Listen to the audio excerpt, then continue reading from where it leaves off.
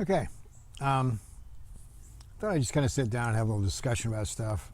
And it has to do with this book, Neogenesis. And part of the things I want to say today is the fact, I've stopped being a carnivore, strict carnivore. Not because I don't like carnivore. It's fine. But this book, I make it abundantly clear that we are apex omnivore predators, which means we're supposed to eat everything because we have eaten everything. And we exist today because there have been times when we ate the only thing that was able to be eaten at that time. And we survived it, and we passed on our genetics, and we ended up today. There's a little caveat about this, however. So let me discuss it in a couple little stories about man's inhumanity to man and how these things kind of work in the industry. People think that cannabis has been dangerous for years, since the William Randolph Hearst newspapers printed out the, marijuana, the assassin of youth, the road to hell and damnation and all this stuff. The other part of the story is this. William Randolph Hearst bought huge tracts of forest, pine forests, that he couldn't sell except for lumber. There wasn't enough money in it. He wanted to sell paper. At the time, every book in the United States was written on hemp paper, cannabis, hemp cannabis. They raised the stuff, they made paper out of it. You had lots and lots of it. It made cheap paper, lots of paper. It was a great product. In fact, there was a time during the Revolution where you were required by law to grow hemp because it was important for rope and all the other products we needed to run a war against Britain. But Hearst did it specifically, not because cannabis was the assassin of youth, but it was the assassin of his business model. But it took it out of the marketplace. And it was one of these really important seed oils, too. Okay, snap forward to John D. Rockefeller. John D. Rockefeller was able to refine crude oil into petroleum products, kerosene, gasoline, diesel fuel, all that kind of stuff, and a lot of petroleum distillates, which are used as a paint thinner now. If you go to a paint store, you're not going to find any paints with any kind of seed oil, which is what they used to be. They used to be linseed oil and all these different types of oils from seeds that were used with the pigments to make the paint that everybody painted their houses and stuff with. Well, when Rockefeller made all these petroleum distillates, because when you start refining crude oil, you get a list of different types of different hydrocarbons. He didn't know what to do with them all. So he started experimenting. He had his industry experiment. One of the things they experimented on was animals. They started mixing these distillates with foodstuffs and started feeding it to pigs and all these other animals, and sure enough, they got fat like crazy, but that's because their thyroids were malfunctioning. And the thyroid was telling the animal to put this stuff someplace in a fat cell somewhere or you're going to die. And that's why these problems were advanced into the seed oil industry, because they found out that petroleum distillates caused carcinogenic pigs, couldn't eat the meat. So that was out of the picture. But then that's when they figured out, we'll just sell it to the paint companies. And they can mix their paints. We'll discount everything so we can undercut the seed oil companies, and we'll take their business away, and we'll sell all these distillates to the paint companies. And so all these paint companies, because they were getting their vehicle much cheaper, went to the petroleum distillates. This destroyed the seed oil industry. And they went to the paint companies, they went to the petroleum companies and said, look what you guys have done to us. You've put us out of business. There's nothing we can do now. And they said, well, we tried these distillates on animals. Why don't you try your seed oils on animals? And sure enough, the animals got fat. They weren't carcinogenic, but they still destroyed the thyroid in the animal, because these oils are not good for anybody in these kind of concentrations or anything.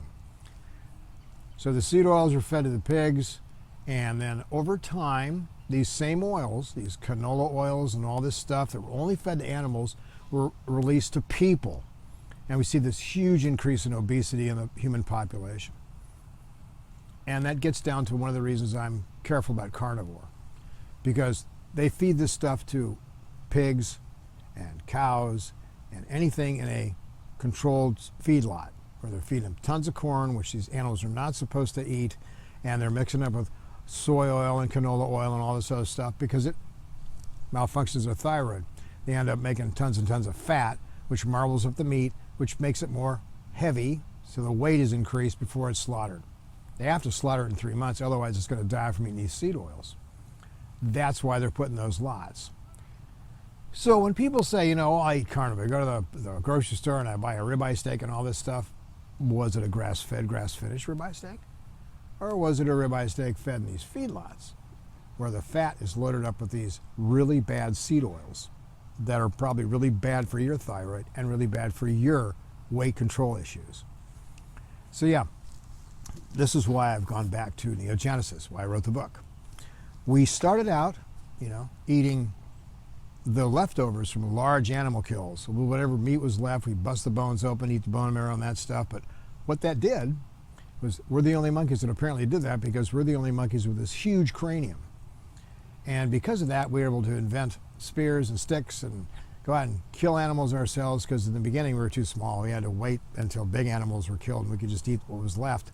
But after a while, we got bigger brains. We invented weapons and foods and stuff. We also invented on how to agriculture, how to grow food, how to grow all these different types of, you know, squashes and tubers and all that, sweet potatoes and whatnot. The point being, because over millions of years, at least 4 million since Lucy, that we've had to deal with magnetic reversals, huge volcanic eruptions, droughts, glaciations, huge stuff that would killed off a lot of the humans, a lot of them survived. You today are the group that survived. I don't care what color you are, what size you are, what ethnic group you are, what nation you come from, you're a survivor. And you did it because your genetics survived and your ancestors' genetics survived, and that's why you're here today. And because of this, you probably ate everything you've had to eat to stay alive during these long epochs of droughts and whatnot.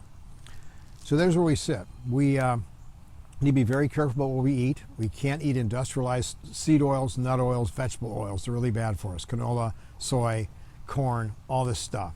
A lot of it's also loaded up with glyphosate, because the way they grow these foods, they dry them out before they harvest them, thinking the wind and rain is going to wash the glyphosate off. It doesn't. It ends up in the food. And these are chelators. Same thing that happens why they work as a weed killer, is they chelate the minerals out of the soil so the weeds can't grow.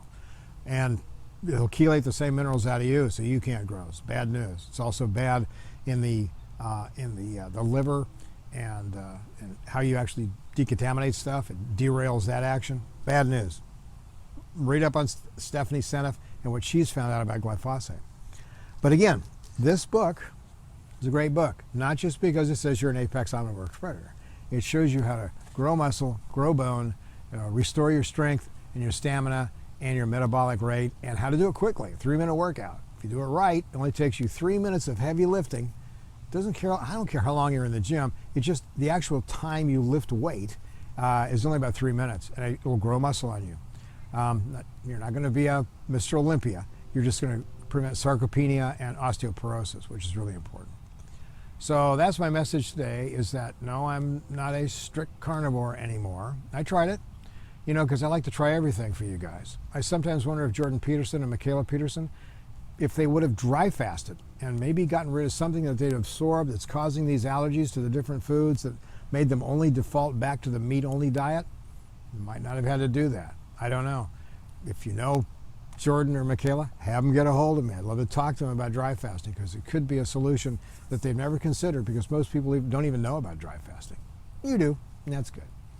So today it's just back to normal here. I've got my beds of lettuce, 4 different types of lettuce growing up here. I've got you can see it over here, I got my strawberries. Like crazy, they're going good. I've got some asparagus growing. I'm trying to decide what to plant next. But I'm back to growing food. It's a little cooler, so I should be able to grow my brassicas and broccolis and peas and that stuff pretty soon here. It's nice in Florida right now. It's starting to cool off. But as you can see, I put my greenhouse back together after the hurricane. It was a little difficult, but it's a better greenhouse now, so it's all good. So yeah, remember what you are. You're an apex omnivore predator. Get the book, learn about yourself. It's a wonderful thing to learn about yourself. And I will talk to you soon.